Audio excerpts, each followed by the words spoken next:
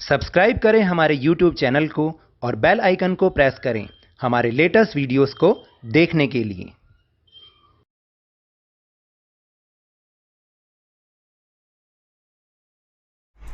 Hello and welcome to Lavneesh sir की class. आज की ये शिक्षा निदेशालय राष्ट्रीय राजधानी क्षेत्र दिल्ली की वर्कशीट नंबर 3 जो कि कक्षा 7वीं के विद्यार्थियों के लिए है, यह ली गई है गणित विषय से और इसमें आज हम समझेंगे चर। अब सुनने में नाम थोड़ा सा अजीब लग रहा है। चर का मतलब है एक ऐसा कोई वस्तु जिसकी वैल्यू एक जैसी ना हो।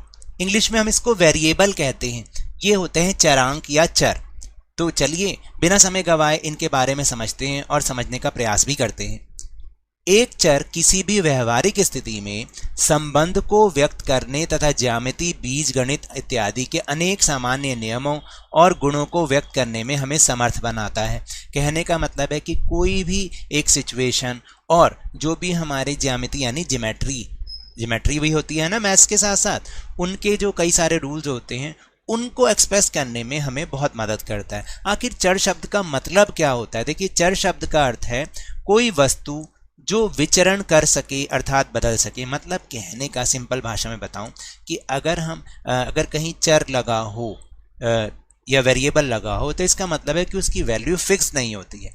एक चर का मान निश्चित नहीं होता, वही मैंने अभी आपको बताया, और हम इसे किसी भी अक्षर जैसे x, y, z, a, b, c से व्यक्त भी कर सकते हैं। तो कई बार आपने देखा होगा और अब आप देखेंगे भी, जब आप 7th क्लास में आ गए हैं तो कई सारी इक्वेशन समीकरण ऐसे आएंगे जिसमें आपको संख्या के साथ कुछ ना कुछ a, b या x वगैरह जरूर लगा दिखेगा। तो इसका मतलब है कि वो है वेरिएबल या चर जिसकी वैल्यू नहीं एक जैसी नहीं है। तो चलिए अब हम इसी पर आधारित कुछ प्रश्नों का उत्तर देने का प्रयास करते हैं।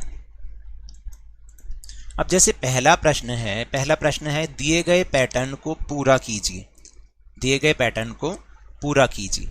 अब देखो, ध्यान से देखना कि जैसे यहाँ पर ये एक ट्रायंगल बना, फिर एक इससे बड़ा ट्रायंगल बना जिसमें एक ही अंदर ट्रायंगल है, फिर एक बड़ा ट्रायंगल बनाया और उसके अंदर 3 ट्रायंगल्स है, 3 ट्रायंगल है। ठीक है, तो अब कौन सा आना चाहिए, नेक्स्ट कौन सा बनना चाहिए, यानी इससे बड़ा बनना चाहिए ऐसे।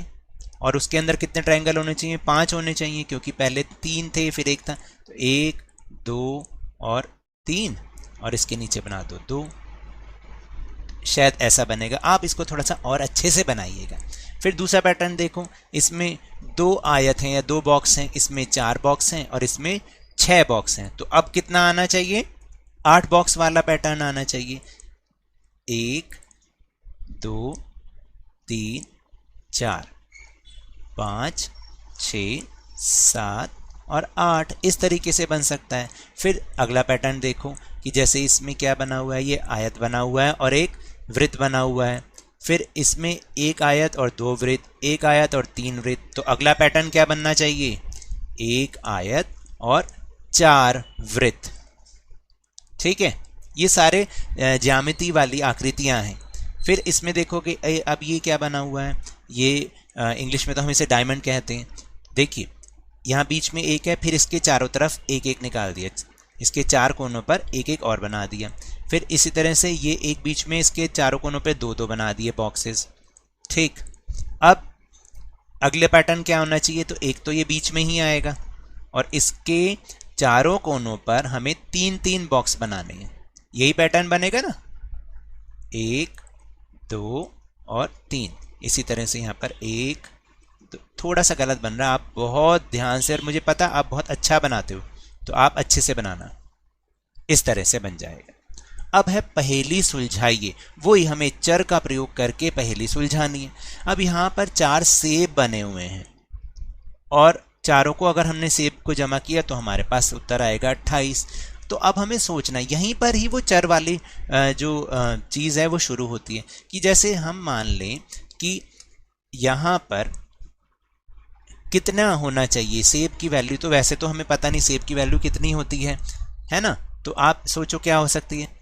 तो सबसे पहले हम क्या मानते हैं कि मान लीजिए अगर हम ये कहें कि सेब की वैल्यू जो है, हम मान लेते हैं एक सेब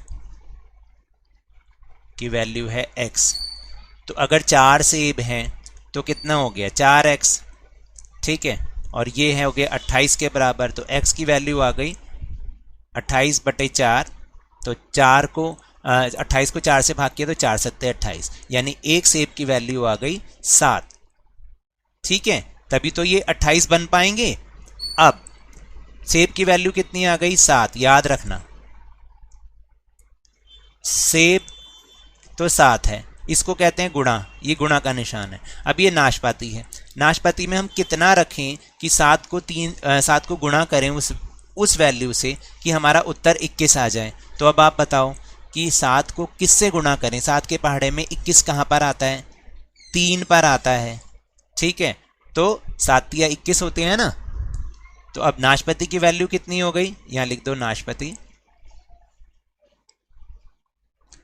की वैल्यू हो गई 3, या अब अगला वाला देखोगे, तीसरा वाला, नाशपाती की वैल्यू कितनी आई थी 3।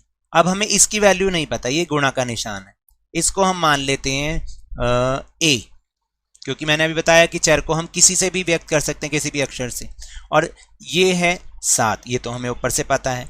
तो अब हमारा सवाल क्या बनेगा, 3 गुणा a यानी 3a घटा में 7 बराबर 17, ठीक है। अब इसको आगे कैसे सॉल्व करोगे, तो 3a तो इधर ही रहेगा, 7 जब सामने जाता है दाईं तरफ तो ये माइनस का प्लस में चेंज हो जाता है, साइन बदल जाते हैं, तो 17 जमा 7 कितने होते हैं बताओ, 3a बराबर 24, तो a की वैल्यू कितनी आएगी 24/3, तो 3 के पहाड़े में 24 कहाँ आता है, 8 पर आता है, ठीक है, तो इसकी वैल्यू कितनी आ गई 8।